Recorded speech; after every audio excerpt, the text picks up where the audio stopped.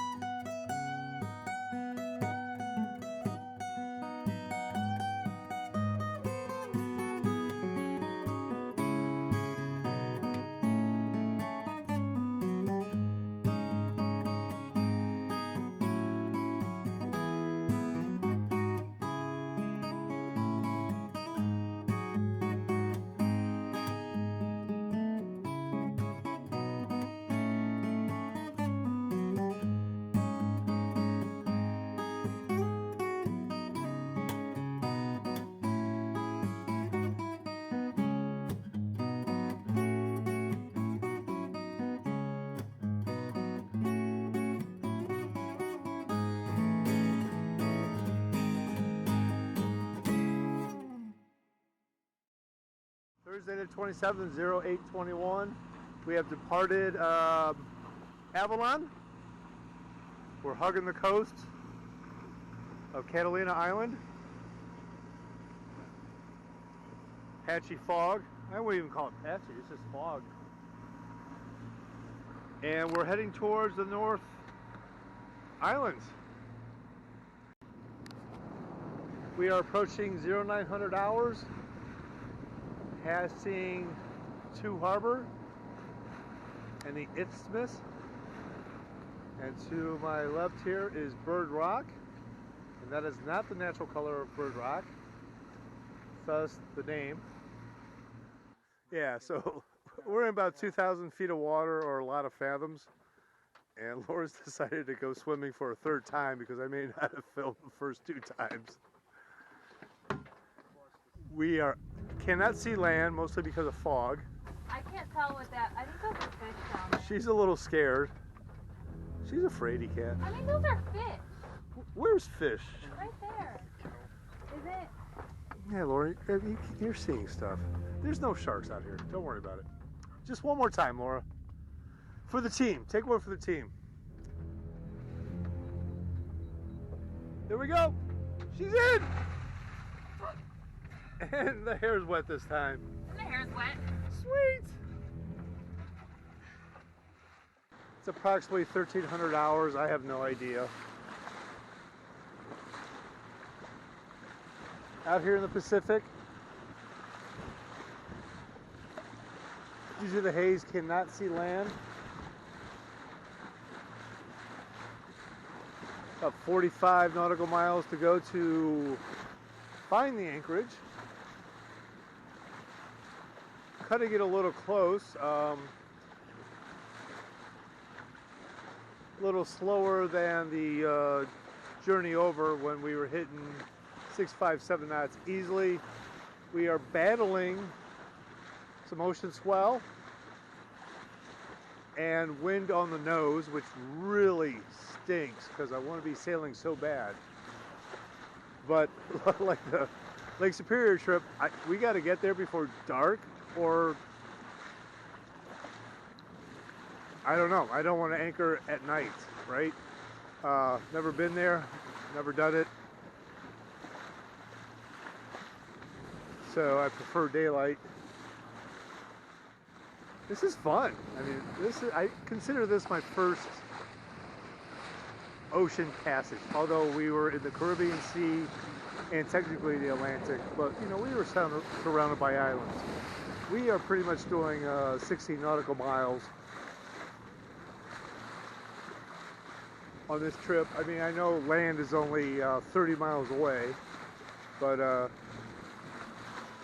don't know, on the ocean it seems a little bit more daunting than on the Great Lakes, even those are no small things. So yeah, blue all around us, blue above us, white in the distance. It's fantabulous. There is so much magnificence near the ocean.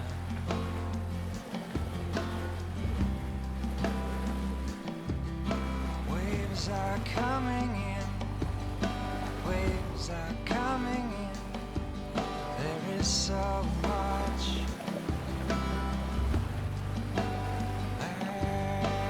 magnificence near the ocean.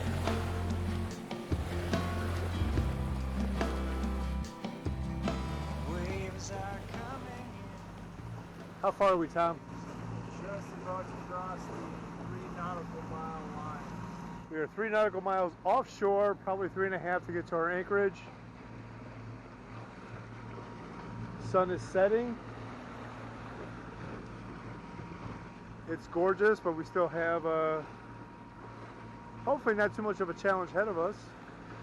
Anchoring in an unknown area, but that'll be fun. I've never done this before. Neither have they. So the learning curve is pretty steep.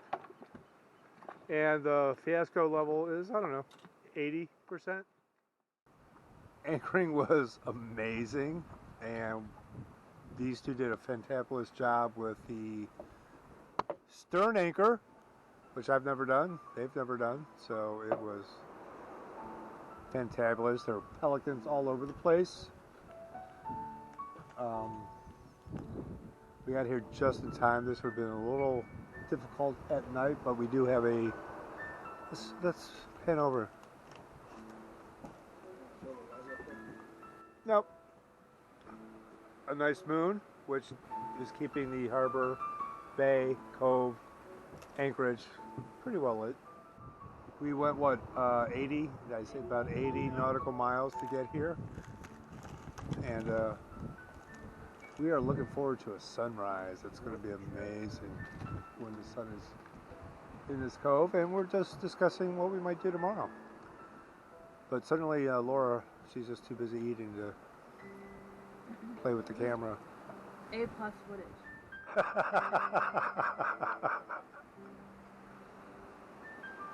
You know- Oh, that's right.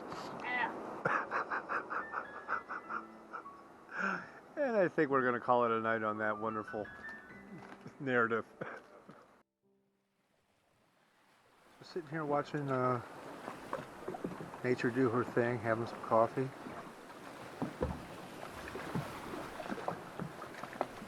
There'll be hundreds of pelicans here. Every so often a school of fish will come in and they all go flocking towards it. Saw some steelheads. Saw manta ray, probably jellyfish.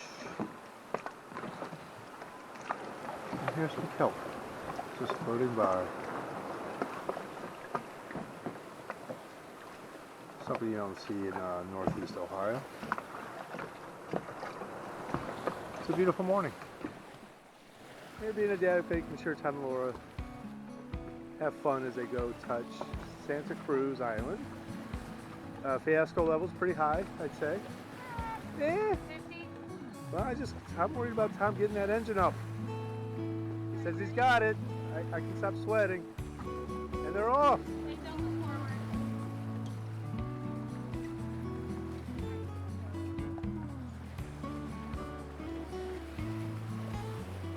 Good luck, we're all counting on you. And he beached it with the engine down and he didn't cut it off. Okay, it's time. The kids are going to try to make a fiasco-free return in the dinghy. They're lowering it to the water. Feet are getting wet.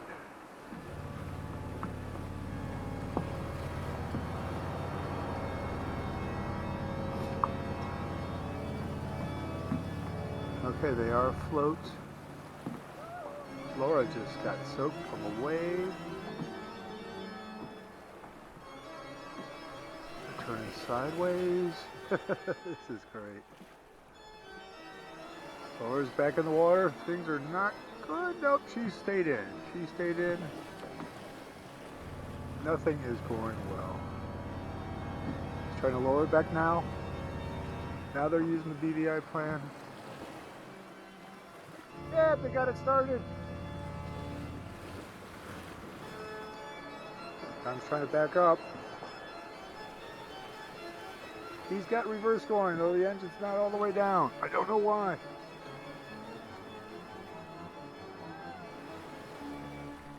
Ha-ha! Oh yeah, that was a little sketchy.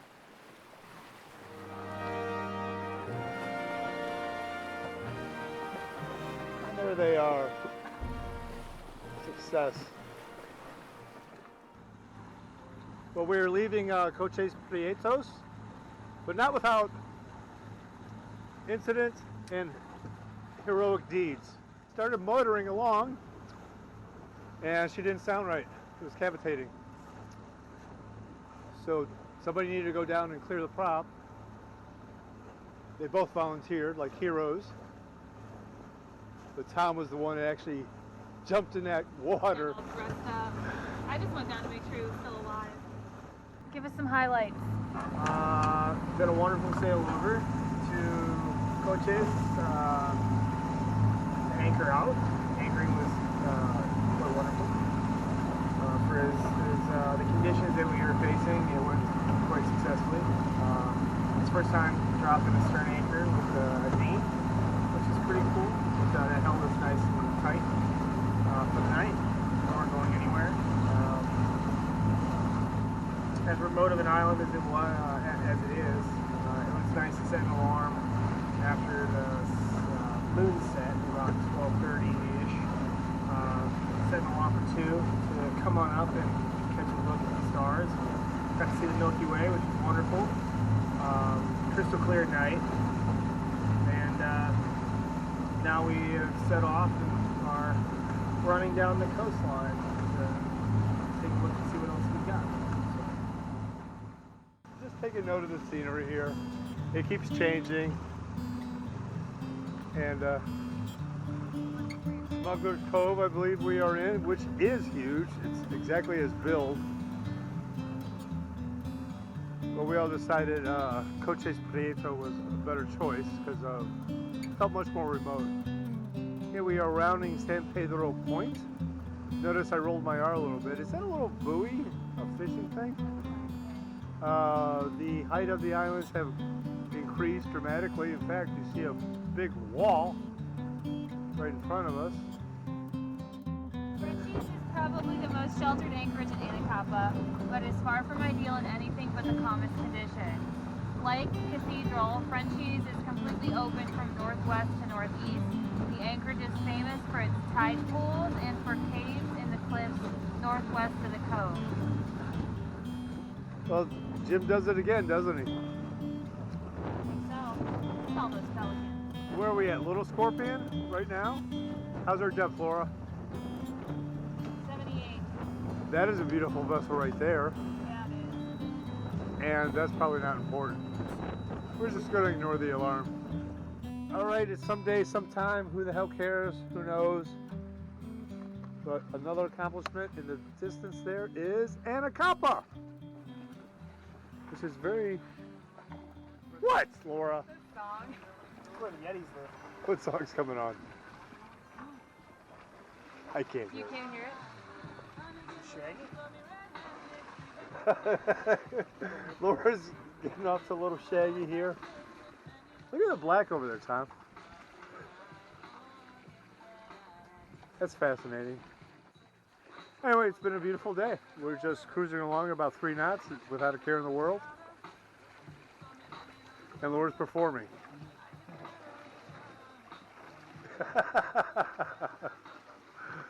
Oh, life is fun.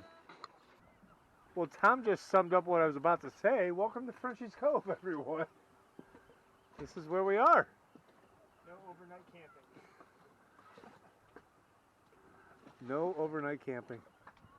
No, not even close. Not even close to 7:30. We were anchored up at Frenchie's Cove, taking a nap. Got woken up because of severe weather warnings. So we decided to sail out of there and start moseying our butts home. Look, the main's working. That's pretty exciting. We are being blocked by, the winds were pretty good at that point, and then we've been being blocked by the islands here. Saw a couple of seals as we're heading out to the open waters. Another seal. We've seen so many seals. Yeah, seal was a big deal. Look at these guys. There's Arch Point. Oh, that's a nice scene right there. Except for the, what is it, Laura? Oh, that's cool. All the snow. Except for all the snow, as we're calling it. Texture. Good morning. July 29th. Approaching 0700 hours. Not much to see. Fog and water. We sailed through the night. Technically, I took the first watch, and 15 minutes into it, a whale surfaced 20 yards from the boat in the night, silhouetted by the moon. Cool as all get-go. And 5 minutes later, I hear all this splashing, and then a pod of dolphins, again, 20 yards off the stern here, just silhouetting, highlighted, jumping. It was amazing. Saw some bioluminescence last night too. Much fun. So yeah, this is happening. Oh, they're coming back, Tom. Oh, it's been fantabulous. What a wonderful vacation. I can't. It's the BVI was a dream come true in paradise. This was a very huge sense of accomplishment. I consider this my first coastal passage, and boy did we do it big. So we sailed through the night bobbing for no reason except to prove that to ourselves that we could do it. It was fantabulous. All right, we're out.